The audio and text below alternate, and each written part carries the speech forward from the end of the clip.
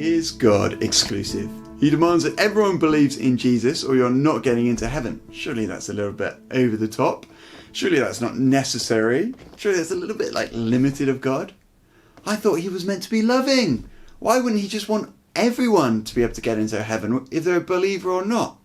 And I get that objection.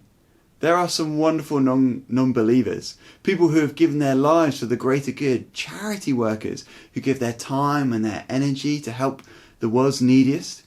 Or maybe you're thinking of someone a bit closer to home, a wonderful parent who raised you and who loved you. And then, there are all those wonderful people who are believers of other religions, people who work for peace, who are so sacrificial with their time and with their energy. Surely these people deserve to be in heaven. Why does God require us to believe in Jesus to get into heaven? But then, are people as good as they first appear? Do you remember in 2018 and the Oxfam scandal? There are Oxfam workers in Haiti who hired prostitutes when they were there to give aid. And to make matters worse, Oxfam tried to cover it up. And there are allegations that actually some of these girls were underage. But as I point my finger at Oxfam, I got immediately pointed back at the church. Over the last few years, historical cases of abuse have come to light, and it makes me just feel sick inside thinking about them. And what has been done to people by people who on the surface seem so good and so noble, and who are in the church and are there to help people. But then we point at the church, what about scandals in the police, or political parties, or hospitals, or schools, or scandals in the BBC? It doesn't seem that there is a single institution that has not been tainted.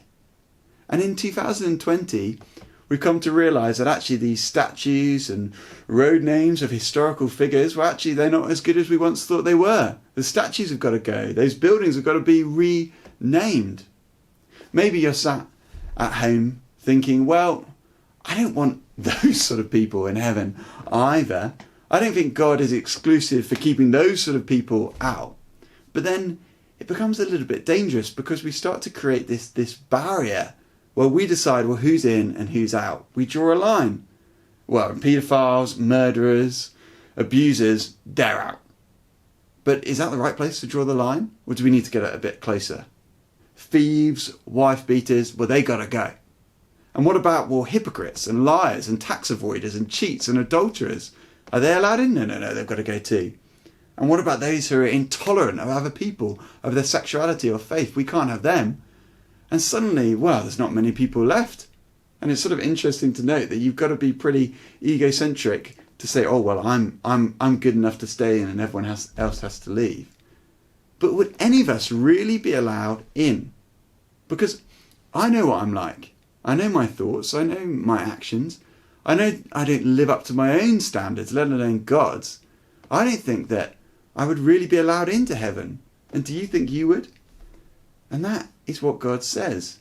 No one can make it in. In Romans chapter 3, it says that no one is righteous, not even one. Everyone has sinned. Everyone deserves death rather than heaven. But thankfully, God knows what we are like, and he has sent Jesus to help.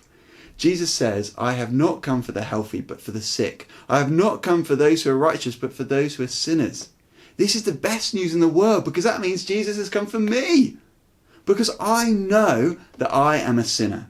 I'm a sick man who is in need of a cure, who's in need of a doctor. And you see, everyone in the world, in human history, is a sinner.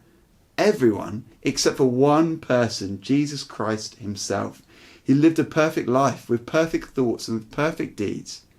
And yet, this image of perfection chose to take our punishment when he chose to go to the cross to die to save us. And so that we who believe in him, we don't take the punishment we deserve, but get life.